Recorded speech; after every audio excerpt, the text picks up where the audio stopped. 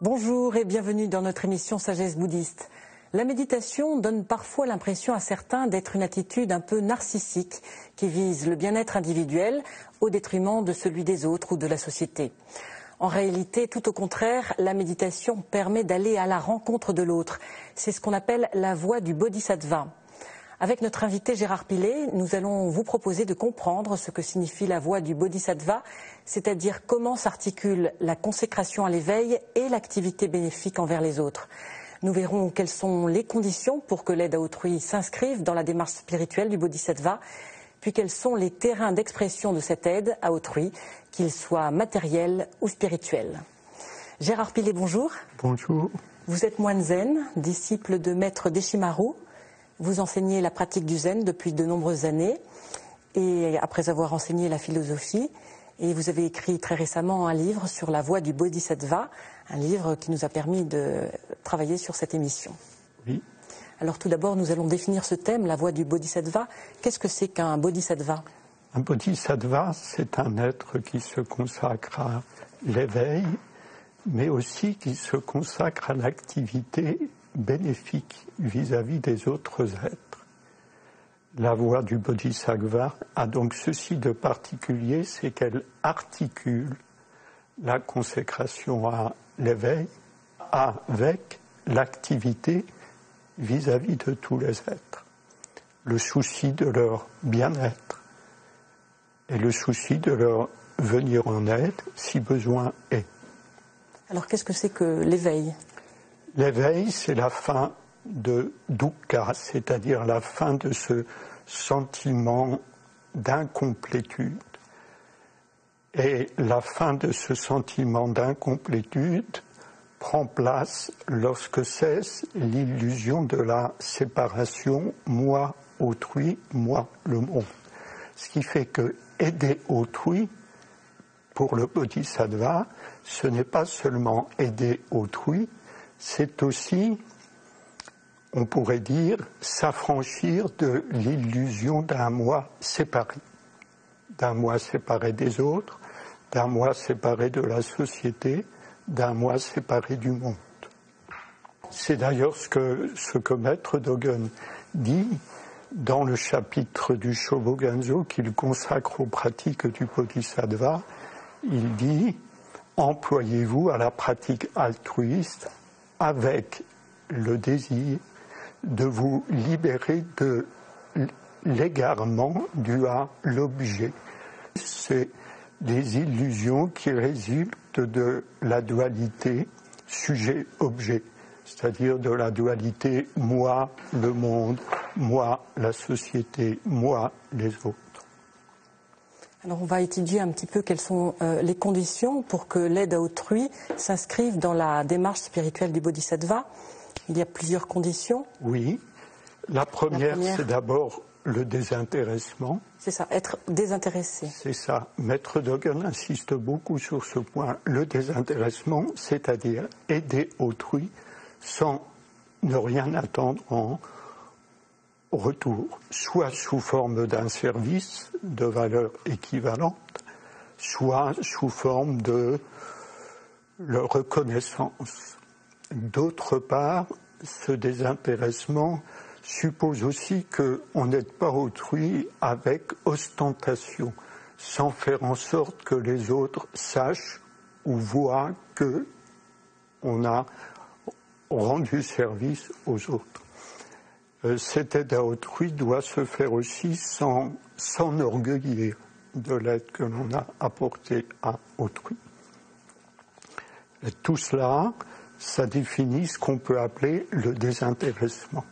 Ça, c'est la première condition. C'est la première condition. La seconde, c'est de ne pas aider autrui avec le sentiment « j'aide autrui ». Je suis un bodhisattva, je suis un grand bodhisattva. Pour s'affranchir de ce sentiment égotique de l'aide à autrui, il est important de le remplacer par le sentiment « je ne suis qu'un instrument, je suis le canal par lequel s'écoule l'énergie de compassion des éveillés ». Ça, c'est donc éviter le piège de l'ego. Oui, exactement, c'est éviter le piège de l'ego. Le Sutra du Diamant insiste aussi beaucoup sur ce point, disant que le bodhisattva qui est attaché à l'idée de son moi, de sa personne, n'est pas un vrai bodhisattva. Et quand cette seconde condition est bien respectée, il y a une aide à autrui, mais il n'y a personne pour s'en attribuer la paternité ou le mérite. Alors, il y a une troisième condition. Oui, c'est celle qui consiste à aider les autres sans considérer qu'il s'agit des autres que moi, mais en considérant que les autres, c'est en vérité mon véritable soi-même. Et c'est en effet à la réalisation de ce véritable soi-même que nous conduit la fin de l'illusion de la séparation. Alors ce sont des conditions qui sont quand même difficiles à atteindre, enfin pour lesquelles la méditation est absolument nécessaire. Est-ce que vous pouvez nous rappeler pourquoi et comment la méditation peut aider? Oui, alors la méditation, l'assise silencieuse, le zazen, aide beaucoup parce qu'elle permet de créer un espace au-delà du moi. Parce que le moi, l'ego, il se constitue par une appropriation des pensées, une appropriation des émotions, une appropriation des sensations. Et durant le zazen, toutes ces appropriations sont abandonnées, ce qui fait que la conscience s'ouvre à un espace qui est beaucoup plus vaste que l'espace de la conscience égotique. Et c'est cet espace de conscience vaste qui nous permet de sentir intuitivement que notre vrai soi-même n'est pas le soi de l'ego, du petit ego séparé, mais est un soi-même qui inclut les autres êtres. Finalement, quand on aide autrui, on s'aide soi-même. Exactement. Alors on va voir aussi quels sont maintenant les terrains d'expression de cette aide à autrui. Oui. Tout d'abord, quel que soit finalement notre cadre de vie, qu'on soit pratiquant du quotidien, moine, on peut être bodhisattva? Ah oui, on peut être bodhisattva en toutes circonstances. Il n'est pas nécessaire d'aller, par exemple, à l'autre bout du monde pour être un bodhisattva. Il n'est pas nécessaire non plus d'être dans un temple, un monastère. Ça peut être le cas, mais ça peut être aussi dans toute autre circonstance, comme la vie professionnelle, la vie familiale, et puis aussi l'ensemble de ces rencontres qui se produisent au fil d'une journée. Par exemple, on va chez le boulanger chercher son pain. On peut être aussi un bodhisattva si on adresse à la boulangère qui nous sert le merci qu'on lui doit, le sourire éventuellement qu'on lui donne, etc.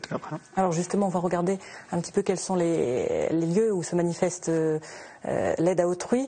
Tout d'abord, l'aide matérielle, par exemple. Oui, alors en ce qui concerne cette aide matérielle, il faut avoir non seulement de la compassion, mais aussi du discernement. C'est-à-dire ne pas attribuer n'importe quoi à n'importe qui. Là, par exemple, si je donne par exemple de l'argent à un mendiant, en sachant que cet argent va être utilisé par lui pour se procurer de l'alcool, je contribue à la déchéance physique de ce mendiant et je ne l'aide pas.